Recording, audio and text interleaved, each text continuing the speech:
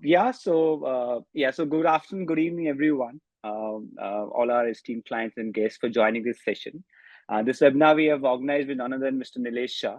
And while we are seeing quite a bit of market correction and the increased volatility, this is the endeavor and our in the step forward. Like as Alpha Capital, we always try to organize these sessions to help our clients to gain more knowledge, insights, and take right financially informed decision. And so this step is forward in that direction only. Before starting, I would also like to introduce Mr. Nilesh Shah. Although he doesn't need any introduction, we all know him as one of the most popular financial stalwarts in Indian industry. But just still an interest of few of us. Mr. Nilesh Shah is the managing director of Kotak AMC. He is also a part-time member of Economic Advisory Council to Prime Minister. He's also a board member of the AMFI, and he's very well known, informed, and keep giving a lot of insights to various media interviews. And even today, I was reading an article where he just quoted that investors to not keep on cash and stay invested in long-term story. So we look forward to where Sir comes and shares outlook and insights on the future, how markets look like, and how investors should go through this journey. And we all, apart beyond his financial excellence, we also know him for his love for cricket and Bollywood, and he keeps sharing the analogies in the media and very interesting and ones which actually gives you some insights on the financial industry too. So with this, I would like to hand over the stage to Nilesh ji, and where I would request him to share his outlook and insights which could guide our investors and all of us in these times, and how the future looks like. While I also request my guest and my esteemed clients to share questions, we try to address most of them towards the end of the session.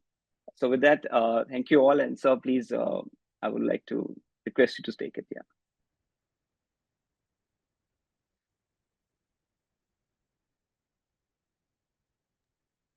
Thank you, Manjit Bhai, and very good afternoon to all of you. I hope you are able to see the presentation. Yes, So sir. let's look at first in the short term, market is like a voting machine. कौन कितना vote लाता है वो जीतेगा. But longer term market is like a weighing machine, जिसका जितना वजन है वही दिखेगा. So let's look at budget, economy, and market quickly and then open up for questions. The first thing is that कि जब चाइना बैटिंग कर रहा था पिछले 30 सालों में तो उन्हें बैटिंग पिच मिली. हमारी तकदीर में बॉलिंग पिच आ गई है. चाइना को ग्लोबलाइजेशन का बेनिफिट मिला, हमें प्रोटेक्शनिज्म का सामना करना पड़ेगा. 2000 के बाद एलन ग्रीनस्पान के नीचे दुनिया भर के सेंट्रल बैंकर्स पैसा छाप रहे थे. अब भी पैसा छापेंगे, बट पहले की तुलना में बहुत कम. Japan, which created zero interest rate regime for 2 decades, is now showing way for higher interest rates. Rates will be still in low single digit, but higher than zero. China could destroy environment. They have become the largest pollutant in the world, and they could get away with it. But with global warming breathing down our neck, we have to take care of environmental and social concerns. पहले गली में एक ही बाहुबली था, America. Now there are two. If all this was not good enough, disruptions are coming at a pace which is unheard of. One IT programmer, whatever he could do or she could do, now with AI, the same person is able to do 5 times more work. This kind of disruption is now dinosaur size, running at hair space. And in this world, we have to deliver. US is also changing thanks to President Trump. America first. They are following policies which will be protectionist. Fortunately or unfortunately, they are going to dilute ESG and DEI norms. Europe and Middle East war will come to an end, it looks like.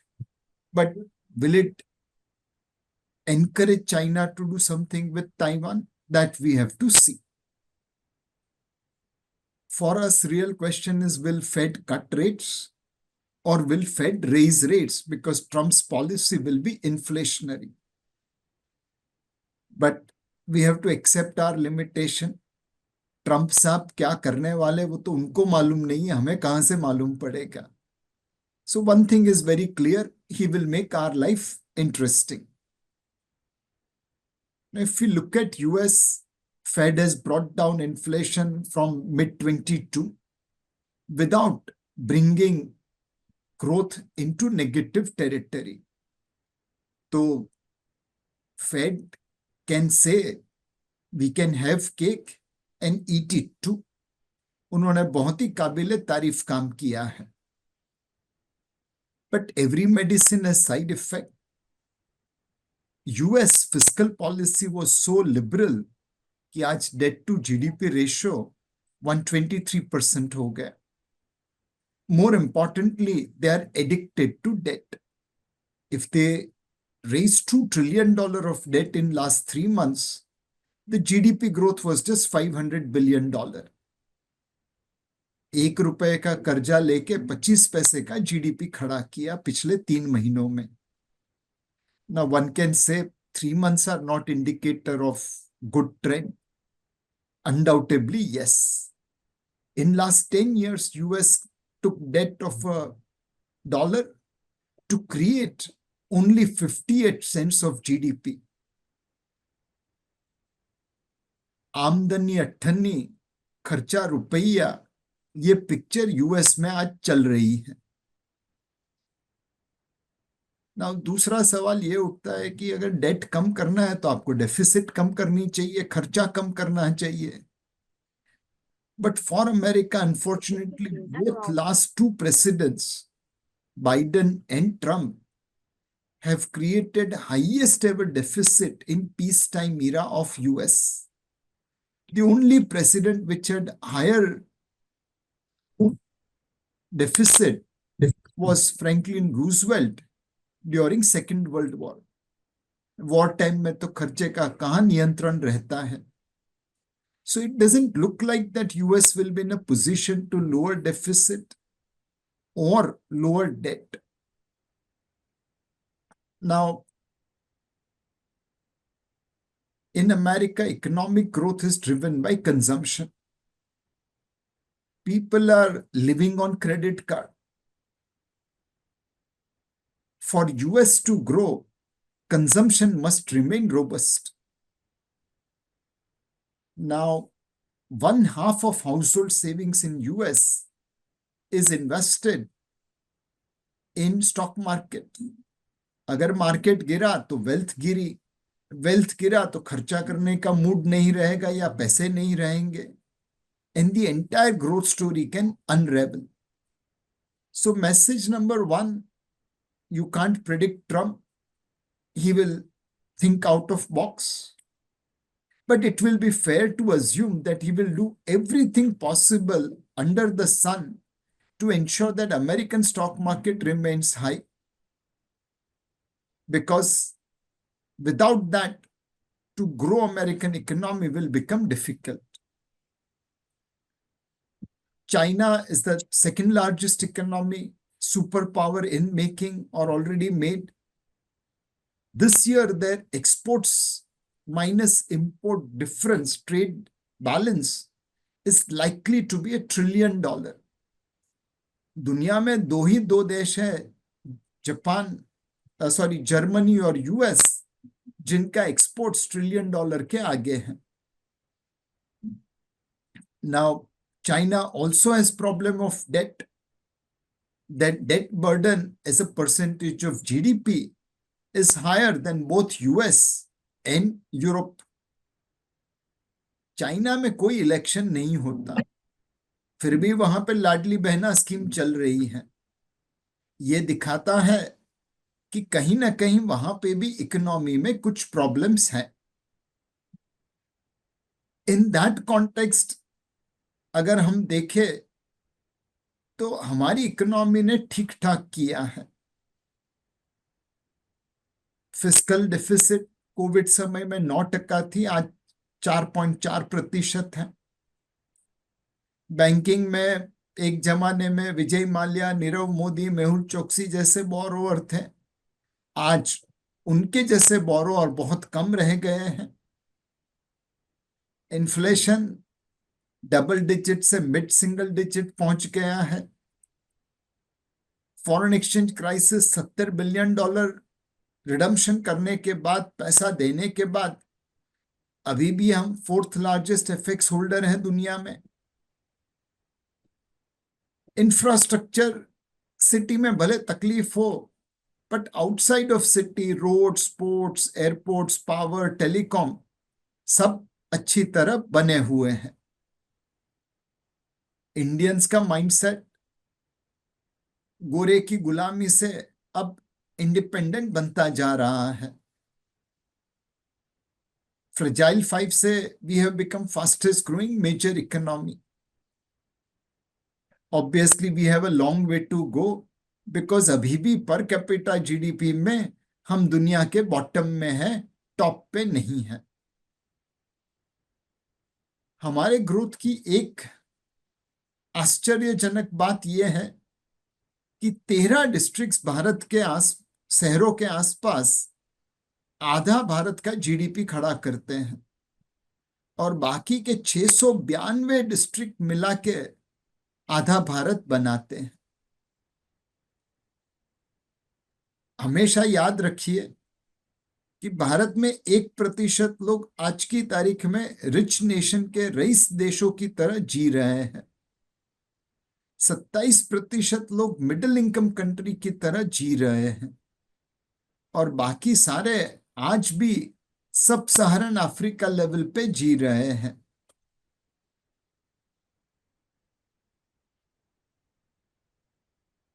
अब उस 10 साल के context में जहां भारत ने अच्छा किया है, लेट्स टॉक अबाउट टुडे। सितंबर 24 का जीडीपी ग्रोथ नंबर उम्मीद से बहुत कम आया। बारिश, श्राद्ध period in September, and most importantly सरकारी खर्चे जो अप्रैल, मई, जून, जुलाई में इलेक्शन की वजह से बरकरार नहीं रह पाए, that all resulted into GDP growth coming to 5.4%.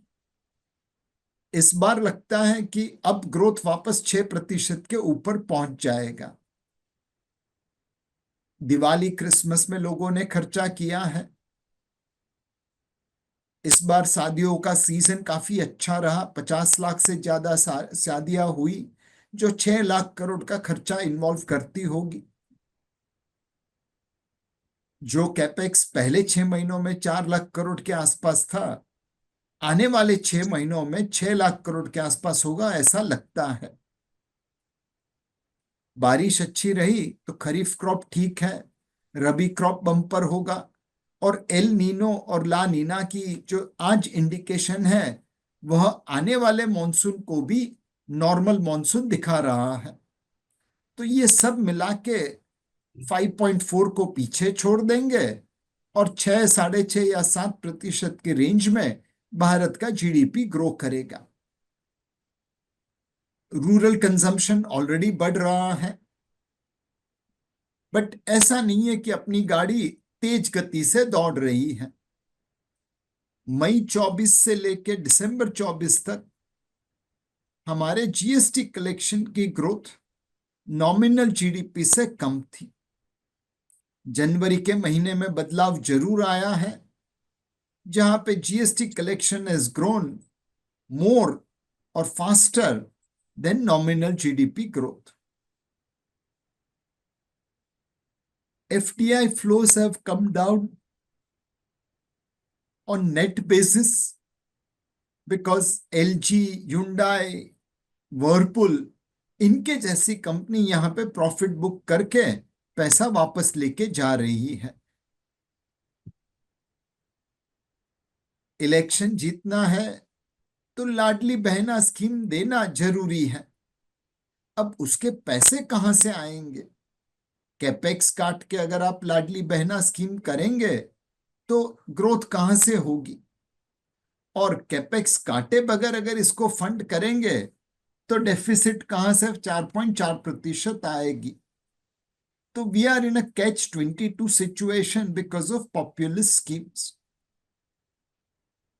एक एक्सटर्नल एजेंसी है लामा रिसर्च, उनको लगता है 60% हमारी गाड़ी सही डायरेक्शन में दौड़ेगी, 40% मौका है, उम्मीद है कि हमारी गाड़ी उतनी तेज गति से नहीं दौड़ पाएगी।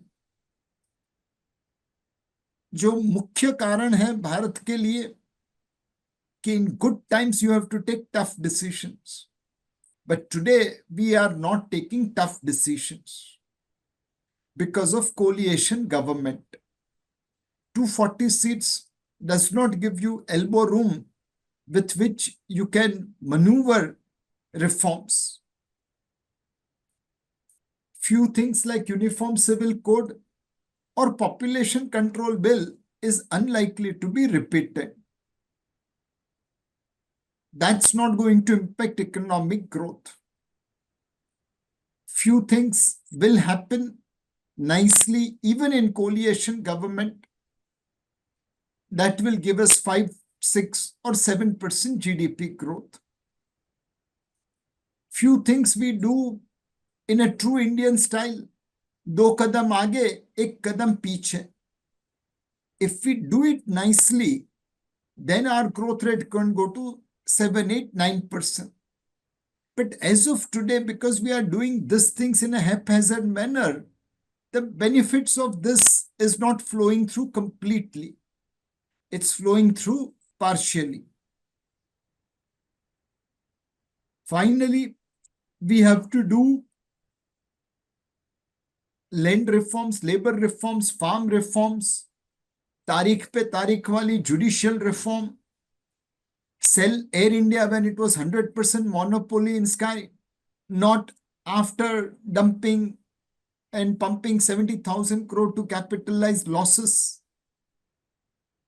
We have to hope and pray जो कर रहे हैं वो इतना अच्छा करे कि 5, 6, 7% ग्रोथ आता रहे. कल को उठ के ये चीजें अच्छी तरह करनी सीख ले तो 7, 8, 9% ग्रोथ में पहुंच जाएंगे. और अगर ये चीजें ढंग से कर ली तो 10, 11, 12% ग्रोथ रेट भी आ सकता है. हमारी उम्मीद इस वक्त है कि हम ये काम अच्छा करेंगे. ये दोनों के लिए 240 सीट वाली सरकार में उतना उत्साह नहीं है. इस this context budget has been fantastic. Budget में त्रिवेणी संगम है कुंभ की तरह. फिस्कल प्रूडेंस अपनाई रखी है. कंजम्पशन के लिए 1 लाख करोड़ की रिबेट मिली है प्रति साल, हर साल रिपीट होगी. एंड कैपिटल एलोकेशन के ऊपर फोकस जारी है. इस बार बजट के कैपेक्स एस्टीमेट में 17% ग्रोथ हुई है पिछले रिवाइज्ड एस्टीमेट के ऊपर. इस साल हम उतना खर्चा नहीं कर पाए जितनी उम्मीद थी. होपफुली अगले साल उस अनुभव से सीख के ये खर्चा जरूर कर पाएंगे. सरकार ने subsidy as a percentage of budget काफी कम कर दी है. प्री कोविड लेवल पे लेके आए हैं. बट सेंटर ने जहां पे अच्छा काम किया है वहां पे स्टेट ने उसे बिगाड़ दिया है. इस बजट में खर्चा भी हुआ, फिस्कल डेफिसिट भी कम की. तो मैजिक कहां पे है? वेल, मैजिक यही है कि सरकार tax buoyancy, what is the growth of gross tax revenue over nominal GDP, 1.33 times count किए हैं. इस साल ये खाली 1.1 टाइम्स है. तो अगले साल इतना बड़ा जंप कैसे आएगा वो देखना है. अगर आपका फोकस उन लोगों पे रहेगा जो ऑलरेडी टैक्स भर रहे हैं तो 1.33 मुश्किल लगता है. बट अगर आपका फोकस उन लोगों पे है जिन्होंने टैक्स अभी तक नहीं भरा तब ये 1.33 1.5 भी हो सकता है और 2 भी हो सकता है, डिपेंडिंग अपॉन आप कितने बाहुबली को पकड़ सकते हैं। एक कहावत है, अल्लाह मेहरबान गधा पहलवान। अब कहावत बन गई है आरबीआई मेहरबान बजट पहलवान। जो उन्होंने डॉलर खरीदे थे 60 रुपए 70 रुपए में, आज 85 87 में बेच रहे हैं, और उस वजह से वो बड़ा डिविडेंड डिक्लेयर कर पा रहे हैं। गवर्नमेंट बड़ा एम्बिशियस डाइवेस्टमेंट प्रोग्राम चलाती है, बट जैसे जैसे मार्केट बढ़ा है उन्होंने डाइवेस्टमेंट के टारगेट कम कर दिए हैं। उम्मीद यही है कि इस साल का जो भी शॉर्टफॉल होगा, अगर टैक्सेशन ग्रोथ उतनी नहीं हुई जितनी सोची थी, तो डाइवेस्टमेंट करके आप उसे फील कर पाएंगे। इस बजट में कुछ चीजें बहुत अच्छी हैं फ्यूचर के लिए। वेंचर कैपिटल फंड के लिए 10,000 करोड़ अलोकेट किए गए हैं, और सिर्फ भी उन सब फंडों का एक फंड ऑफ फंड चलाएंगे। 20,000 crore small modular nuclear reactors के लिए प्रदान किए हैं। भारत इस टेक्नोलॉजी में आत्मनिर्भर है, लेकिन कोई ऑर्डर ही नहीं मिल रहा था। अब ऑर्डर मिलेगा तो यहां पे हम एनर्जी डिपेंडेंस की तरफ बढ़ सकते हैं। भारत 1.3 ट्रिलियन डॉलर का गुड्स इंपोर्ट एक्सपोर्ट करता है। उसके ऊपर तकरीबन 40 से 50 बिलियन डॉलर की शिपिंग कॉस्ट चुकाता है। बट पूरे भारत में न हम शिप्स बनाते हैं, न हम शिप्स को ओन करते हैं। सरकार ने इस बजट में 25,000 करोड़ मैरीटाइम डेवलपमेंट फंड के लिए लगाए हैं। एंड जो बंदा शिप बिल्डिंग करना चाहता है, शिप ओन करना चाहता है, उसके लिए ईज ऑफ डूइंग बिजनेस होगा, वैसा बोला गया है। 20,000 crore deep tech innovation fund में रखे गए हैं। हो सकता है अपने यहाँ पे भी कभी कोई इलॉन मस्क जैसा बंदा आके टेस्ला जैसी इमारत खड़ी कर दे। एजुकेशन सेक्टर इस बजट में काफी फोकस किया गया है। स्कूल्स में ब्रॉडबैंड कनेक्टिविटी, अटल टिंकरिंग लैब दी जाएगी, और जो लोग के पास स्मार्टफोन है वो स्कूल की सारी किताबें डिजिटाइजेशन के फॉर्मेट में देख पाएंगे। इस बजट में 1 लाख करोड़ की टैक्स रियायत दी गई है। अब जाहिर है कि लोग रोटी कपड़ा मकान पे उसे नहीं खर्चेंगे, but travel, tourism, health care, entertainment जैसी डिस्क्रिशनरी आइटम पे उसका खर्चा होगा, ऐसा लगता है। ऑब्वियसली सिटीजन्स के ऊपर भी उतना ही दायित्व है। उन्हें ये पैसा भारत में खर्चा करना है। अगर वो स्विट्जरलैंड चले गए तो देश को क्या फायदा? इंपोर्टेड गुड्स खरीदे तो देश को क्या फायदा?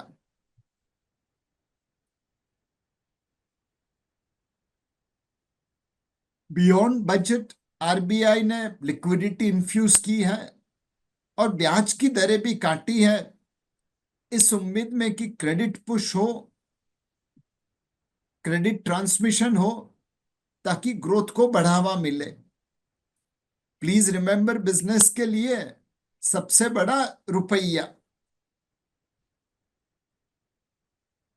तीसरी चीज, सिटीजन्स और इंडस्ट्री के आगे सरकार खुद है।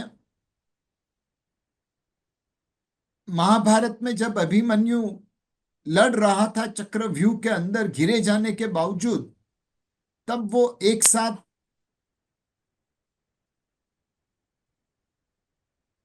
महाभारत में जब अभिमन्यु चक्रव्यूह में लड़ रहा था तो सिर्फ कौरवों से लड़ रहा था। अपना बिजनेसमैन बेचारा कलयुग का अभिमन्यु है, कौरव और पांडव दोनों से लड़ता है। इसके ऊपर इतने कंप्लायंस बर्डन है कि पूछो मत। सरकार ने उन चीजों की दरकार करते जन विश्वास बिल पास किया 2024 में, जिसमें 180 कंप्लायंस निकाले गए।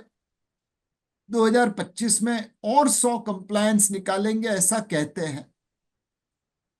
बट हमें तो 26,000 कंप्लायंस बर्डन कम करने हैं।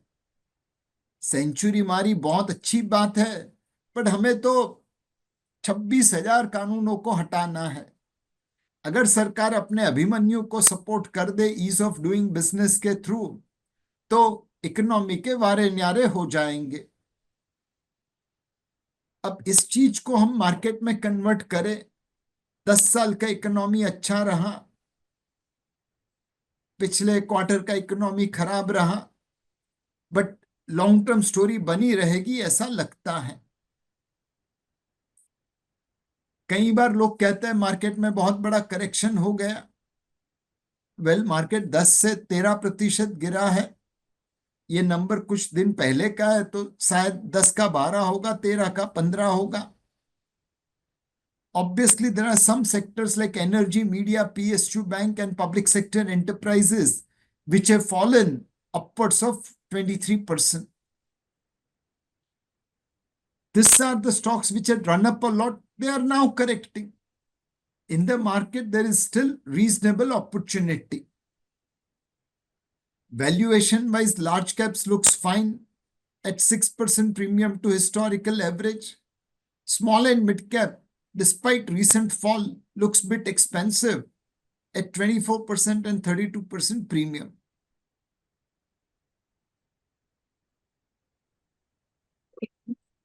अगर हम ये सोचे कि stocks are slave of earning power, तो अपने पिछले 15 साल का इतिहास इसे बड़ी अच्छी तरह दिखाता है। Between 2010 to 2020, profit grew from 3 lakh crore to 4 lakh crore. Correspondingly market cap कुछ 62 लाख करोड़ से 113 लाख करोड़ पे पहुंचा। FY 20 से FY 24 के बीच में प्रॉफिट बढ़ गया 4 लाख करोड़ से 15 लाख करोड़।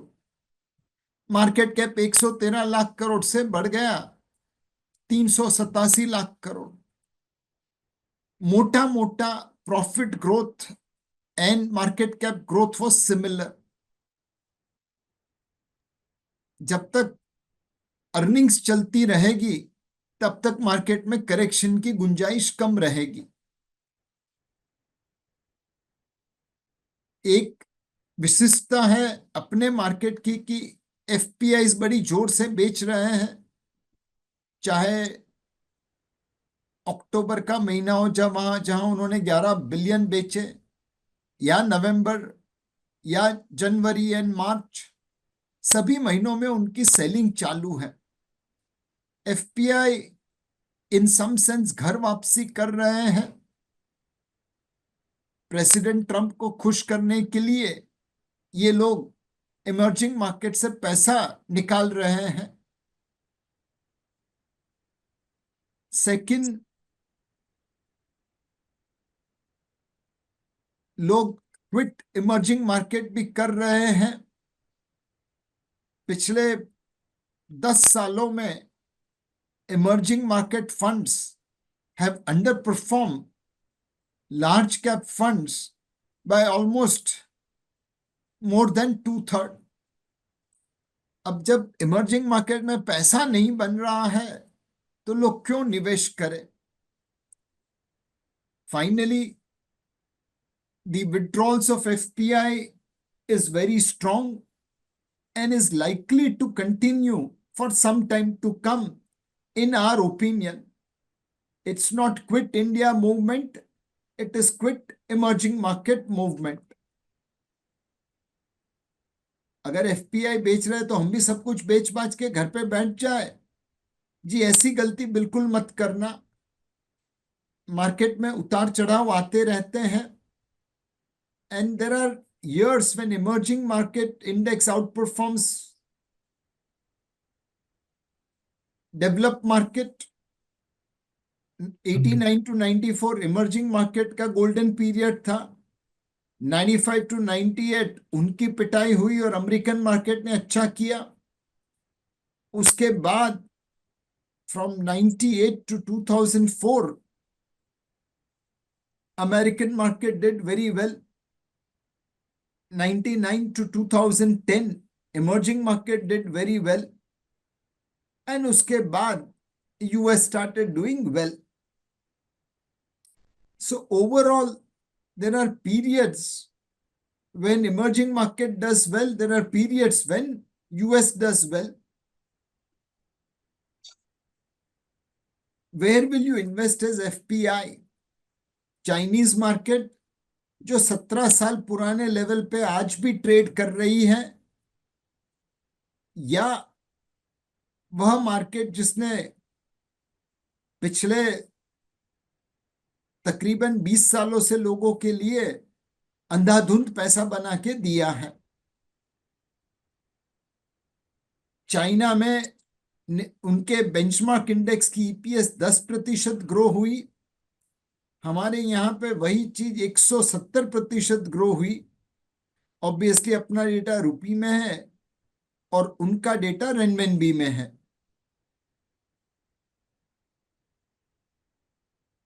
ऐसा नहीं है कि FPI lock stock and barrel बेच रहे हैं। उन्होंने स्मॉल कैप में खरीदारी की है, लार्ज कैप और मिड कैप में बिकवाली की है, बट बेचते बेचते अब वो अंडरवेट इंडिया पहुंच गए हैं। उनकी ओनरशिप तकरीबन 16% के आसपास है, जो एमएससीआई बेंचमार्क इंडेक्स के भारत के वेट से 3% कम है। डोमेस्टिक म्यूचुअल फंड के पास फायर पावर है एंड वह मार्केट में लिक्विडिटी प्रदान कर सकते हैं। ऑब्वियसली हम यहां पे आपके लिए पैसा बनाने आए हैं, तो बाकी एफपीआई की सेलिंग के सामने हम धीरे धीरे उसे एब्जॉर्ब कर सकते हैं। एनीवे अगर देखा जाए तो पिछला करेक्शन कोई बहुत बड़ा नहीं है। उसकी इम्पैक्ट जरूर लोगों ने देखी है बिकॉज लोग लेवरेज थे, but overall it is not quite India, it is still quite emerging market.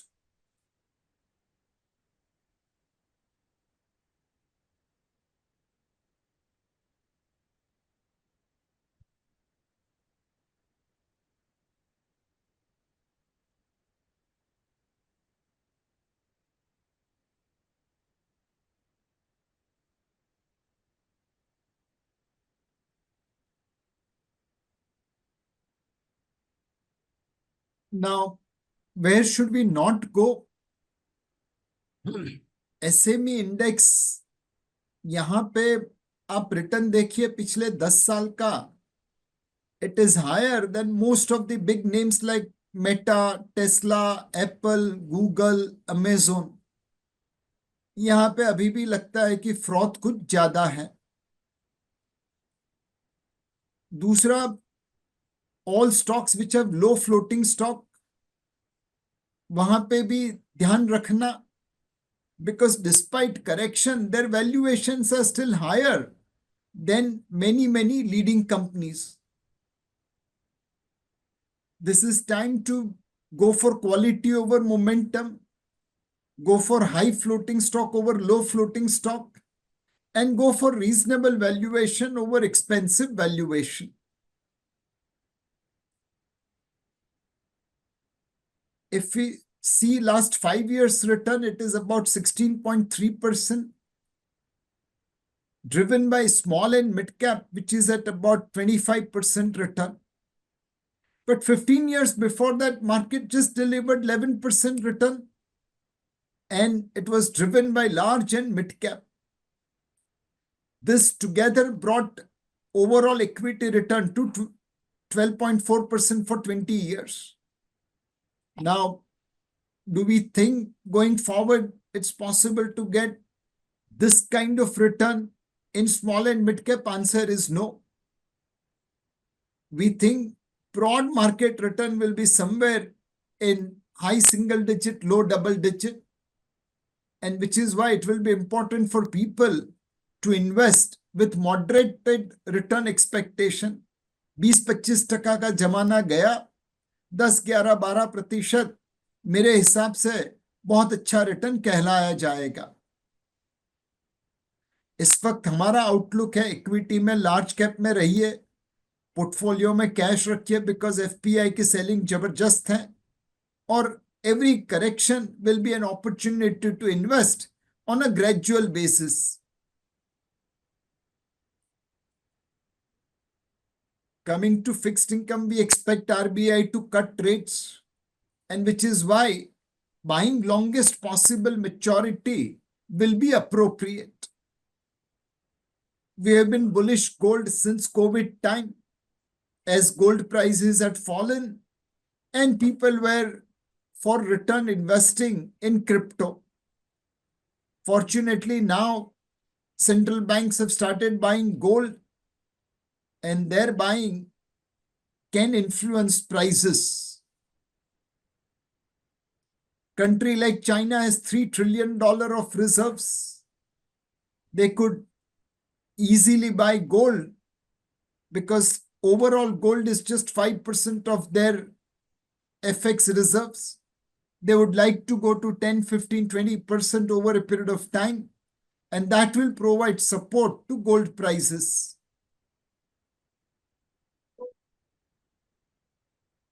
जब फेड ब्याज की दरें काटता है तब भी गोल्ड प्राइसेस को फायदा होता है, और इस साल उम्मीद है कि फेड भी ब्याज की दरें काटेगा। Overall, we believe growth will slow down in CY25 next year.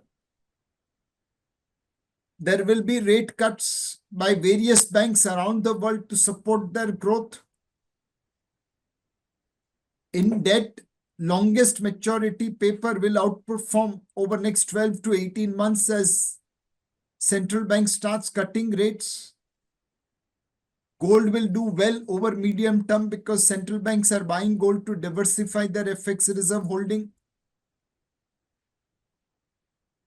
In equity market, people will have to be ready for higher volatility and moderate return expectation. Large caps provide better risk return trade-off. Rural FMCG, consumer discretionary, IT, private banks with strong credit culture should outperform the market. Chemical should provide an entry with good quarterly results. And SME exchange and low floating stock counters, be very, very careful. This picture summarizes the entire presentation. This is Bansilal Pet in Hyderabad, Telangana, a step well. 150 साल पुरानी है, but कोई ध्यान नहीं रख रहा था. Today, the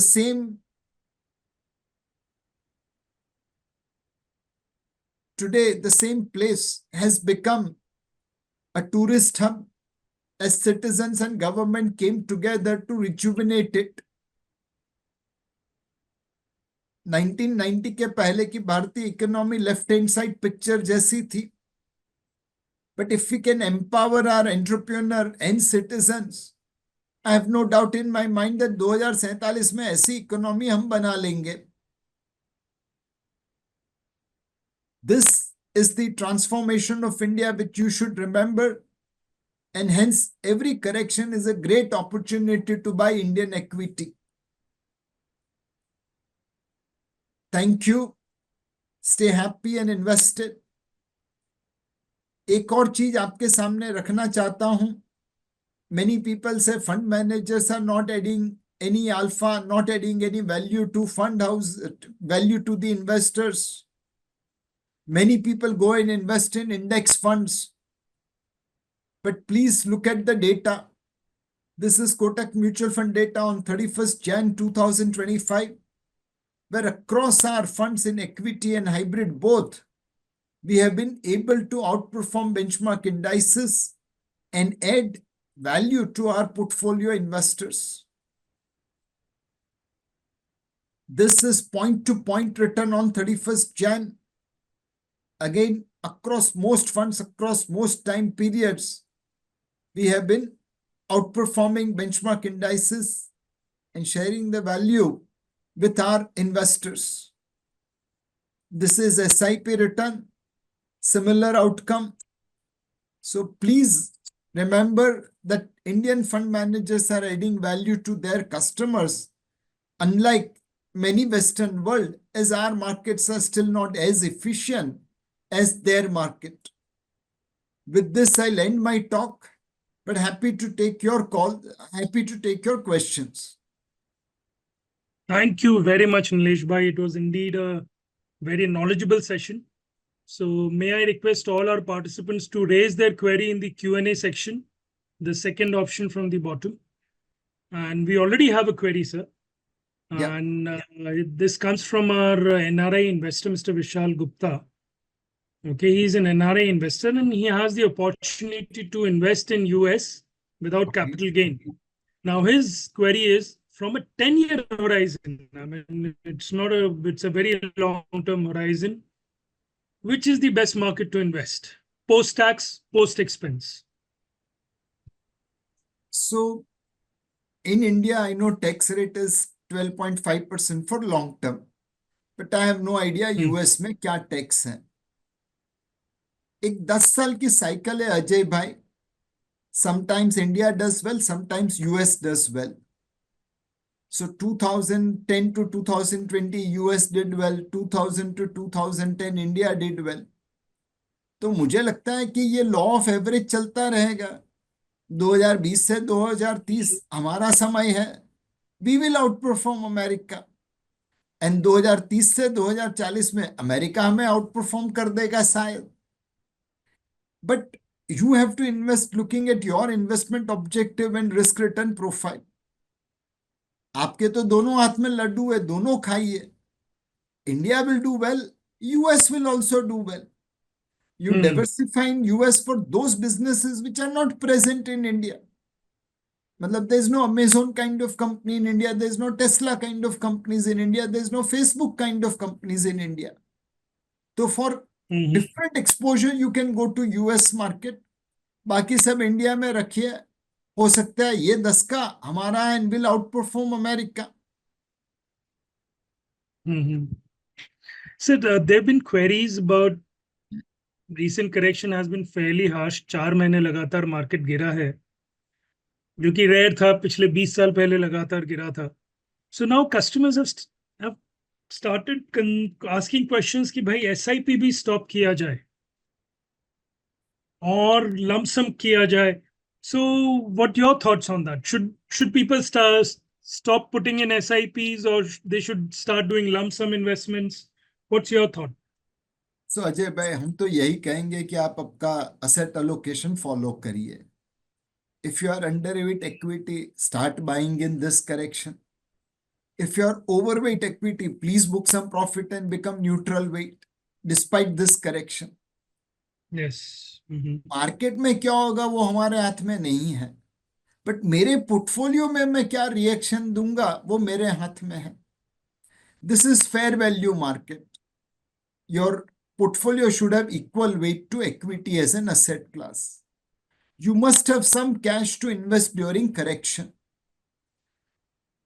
Your portfolio should be more biased towards large cap as small and mid caps look little expensive. अब ये स्पेक्ट्रम के अंदर आप डिसाइड करिए आपको क्या करना है.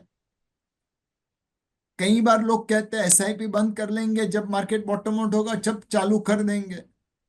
पर अजय भाई, मार्केट का बॉटम कहां पे वो किसको मालूम.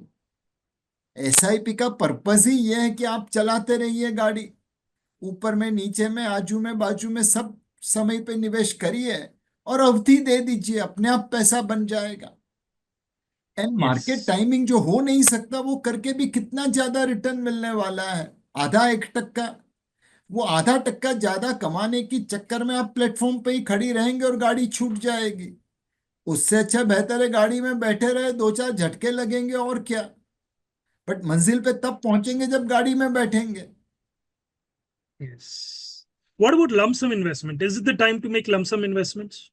नहीं अजय भाई, सी इतनी अनसर्टेनिटी है, ट्रम्प साहब क्या करेंगे उनको नहीं मालूम, हमें कहाँ मालूम पड़ेगा। एफटीआई की सेलिंग जोर से चालू है, उन्होंने 20-21 बिलियन डॉलर माल बेचा है पिछले कुछ महीनों में, और 150 बिलियन डॉलर उनका मार्क टू मार्केट नुकसान हुआ है। एक 950 975 बिलियन डॉलर की वैल्यू थी, आज पोर्टफोलियो में 785 बिलियन रह गई है। बट अभी भी सेलिंग तो जारी है। अगर मुझे आपकी साइट पता चल जाए कि आप बेचने वाले हैं, तो मैं क्यों आपको मुफ्त की एग्जिट दूंगा, मैं तो भाव नीचे करके ही खरीदूंगा। तो ये लमसम निवेश का समय नहीं है। आप एसटीपी कर सकते हैं नेक्स्ट 6 महीनों के लिए, कि धीरे धीरे हर 15 दिन, हर वीक कुछ ना कुछ पैसा इक्विटी में चला जाए। फर्दर, आज की तारीख से what is the worst case scenario? Worst case scenario, how much down can we go from here? Ajay भाई, मुझे पता होता तो मैं आपको जरूर बता देता, बट आपका शुक्रिया कि आपको लगा मैं इतना विद्वान हूं जो आपको कल मार्केट कहाँ जाएगा वो बता सकता हूं। But on a serious note, Ajay भाई, did we in March 20 said 7,500 was bottom? Answer is no. At 10,000 Nifty also I said अभी लेना चाहिए। 9,000 बोला और लीजिए। 8,000 निफ्टी पे बोला कि और ले लीजिए। इनफैक्ट नॉर्मली मैं अपना मिजाज कम खोता हूं, बट उस दिन CNBC TV 18 पे मैंने बोल दिया कि आप अपना घर बेच के इक्विटी ले लीजिए, बड़ा घर मिलेगा। ये करने जैसा नहीं है, बोलने जैसा नहीं है, बट हम भी इंसान हैं, फ्रस्ट्रेट हो गए।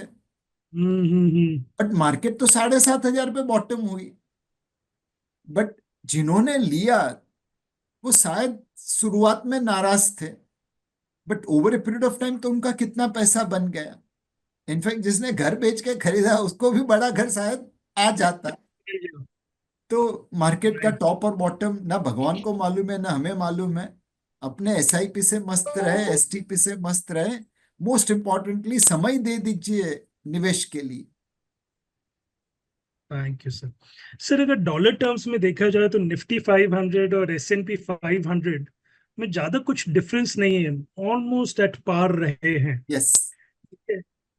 तो अब इसमें ये भी क्वेश्चन आ जाता है कि अगर किसी के पास प्रिविलेज है कि भाई ओवरसीज इन्वेस्टमेंट्स कर सकता है, तो किधर पैसा डालें? हर जगह तो ऑलमोस्ट बराबर से ही चल रहा है, निफ्टी भी उतना ही दे रहा है, S&P भी उतना ही दे रहा है, तो पैसा किधर डालें? ओवरसीज एलोकेशन कितना परसेंटेज करें? 20%, 15%? एक गोल्ड सिल्वर आपके ओवरसीज एलोकेशन है, बिकॉज उनकी प्राइस डॉलर में डिटरमाइन होती है। So on top of gold and silver you can put another 10-15% in international asset class। एक आपको, हमारे 3 नेबर है, चाइना, पाकिस्तान, बांग्लादेश, उनसे महफूज वेल्थ रखनी है तो भारत के बाहर ही जाना पड़ेगा। Now, these are low probability event, but if it happens, it has bigger impact, and hence we must diversify. Second, there are businesses like Amazon, Facebook, Google, which are not available in India to invest. Futuristic business में invest करना है तो बाहर जाना पड़ेगा। And third, many of us have dreams of taking vacation abroad, sending our kids for study abroad, and उनके लिए having dollar assets will be better. So apart from gold, 10 to 15% allocation in global assets is worth doing. Thank you, sir. And how do you see the projections towards profitability in the coming quarters? How do you expect the companies to perform? So सितंबर 24 का quarter थोड़ा उम्मीद से कम आया, दिसंबर 24 भी उम्मीद से थोड़ा कम आया। निफ्टी की पहले 6 महीने की अर्निंग तकरीबन 500 रुपए आ गई। सेकेंड हाफ की अर्निंग उम्मीद है 550 रुपए आ जाएगी। तो 1050 की अर्निंग निफ्टी 50 की FY25 की आती हुई दिखती है। But this year the growth will be only 5%। It is the next year FY26 where we are concern कि मार्केट की उम्मीद जितना अर्निंग्स ग्रोथ आएगा कि नहीं। मार्केट की उम्मीद है कि 1050 से निफ्टी 50 की अर्निंग तकरीबन 1150 से 1200 के आसपास पहुंच जाएगी, और इस साल के 5% ग्रोथ के सामने 12 से 14% ग्रोथ दिखाएगी. Now, today that 12 to 14% looks unreasonable. We need some divine intervention in terms of growth so that this number can be achieved. So valuation wise, we think we are reasonably valued, not very expensive, not very cheap. And hence, equal allocation to equity is appropriate. Correction में खरीद सके उसकी जगह जरूर रखना. Sure. So one more last question from me, and then I'll ask Manjeet to take over.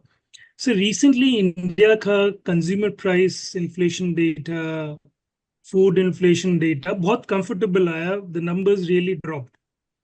India के numbers drop कर रहे हैं, अमेरिका के ऊपर जा रहे हैं. अपना बैंक हो सकता है रिड्यूस करे, अमेरिका पता नहीं कब रिड्यूस करेगा, क्या करेगा. अमेरिका में लोन मिलता है 7% पे, इंडिया पे भी गैप मिल रहा है 8.25, 8.35 पे होम लोन मिल रहा है. So the gap between the interest rates, जो कि नॉर्मली किसी जमाने में 4-5% होता था, that gap is now reduce to 1.5%. So don't you think इसका भी इम्पैक्ट थोड़ा डेट मार्केट पे, एफआईआई फ्लोस पे, एफपीआई फ्लोस पे पड़ेगा? सो अजय भाई, एक जमाने में अमेरिका का डेट टू जीडीपी रेशो 35% था. आज 123% है. भारत का डेट टू जीडीपी रेशो 80% से हम लोग कम करने की कोशिश कर रहे हैं. उनकी डेफिसिट सेंटर लेवल पे हमारे डेफिसिट से ज्यादा है. Now, obviously, America is a great nation, but your interest burden will reflect your credit standard. By increasing debt to GDP by 4 times, by running deficits, which is the highest in the peace era, investors will demand risk premium. So, कल का Bharat fragile 5 था, आज का Bharat fastest growing major economy है. कल यशस्वी जायसवाल पानीपुरी का stall चलाते होंगे, बट आज तो वो क्रिकेट में लोगों की धुलाई कर रहे हैं. तो we can't compare today's Yashasvi Jaiswal with yesterday's Yashasvi Jaiswal कि ये तो पानीपुरी वाला है, क्रिकेट कैसे खेलेगा. भाई वो जमाना गया, अब क्रिकेट खेल रहे हैं, आजा तू. तो the gap between India and US yield is coming down because we are improving our credit standards and they are deteriorating it. वो लोग भी बड़े अच्छे हैं, but deterioration दिख रहा है. Thank you, sir. Manjeet? Yeah, thank you. Yes, so I think Nilesh, big, the question is in news, right? It's around small and mid cap investments. Like we heard you also, large caps look more attractive in terms of decent valuation, but at the same time, some allocations to small mid caps also make sense because they are more correlated to India's growth and they bounce back also in the. So, what's your view, and what do you would like to tell the investors on these market cap stocks? So one, Manjeet bhai, if you look at small and mid caps in mutual funds portfolio, this is not the first time we are witnessing this kind of correction. 2000 में भी धुलाई हुई, 2008 में भी हुई, 2013 में भी हुई, 2020 में भी हुई. Now, when you are sitting in roller coaster, you know you will go up and down. There is no excuse to it. Second, as I showed earlier, the valuation premium of small and mid cap is on the higher side compared to historical average. तो थोड़ा बहुत correction लाजमी है. आप देखिए, पिछले 5 साल का small and mid cap return is almost 25%. अब वो 6 या 8 साल का रिटर्न 5 साल में दे दिया, तो अब कुछ वापस लेके जा रहा है. Now, should you book profit or should you book loss? Well, it all depends upon your asset allocation. If you are overweight small and mid cap, please sell. But if you are underweight small and mid cap, then धीरे धीरे खरीदना चालू रखना. Second, most mutual funds on the way down has outperformed small mid cap indices because indices में गधे घोड़े दोनों है एंड 6 महीने पहले गधे घोड़े से बहुत ज्यादा तेज दौड़ रहे थे, हमने घोड़ों पे दाव लगाया, तो आज गधे ज्यादा गिर रहे हैं, घोड़े कम गिर रहे हैं, तो हमारी आउट परफॉर्मेंस आ गई. So you please follow your धर्म ऑफ असेट एलोकेशन और हमें समय दे दीजिए. डोंट एक्सपेक्ट कि हर साल हम 25% रिटर्न बना पाए, किसी साल नेगेटिव रिटर्न भी आएगा, बट इसीलिए तो आप SIP कर रहे हैं कि जब नेगेटिव रिटर्न होगा तब भी खरीदेंगे, पॉजिटिव रिटर्न होगा तब भी खरीदेंगे. So focus on your asset allocation. Undoubtedly, small and mid caps were looking expensive, but that is not the reason to stop your SIP. More people have lost money waiting for a correction than during the correction. Right. So Right. thank you. I think we totally agree with you, and that's what we in Telega investors believe that. So I think in interest of time, we just have 1 minute, and we just want to thank you before we end this session. Thanks a lot, sir. Thank you to all our clients. So it was a very insightful session. We gained a lot, and I think it'll help us to track and manage the future going forward. Thank you so much. Mutual fund investments are subject to market risks. Read all scheme-related documents carefully.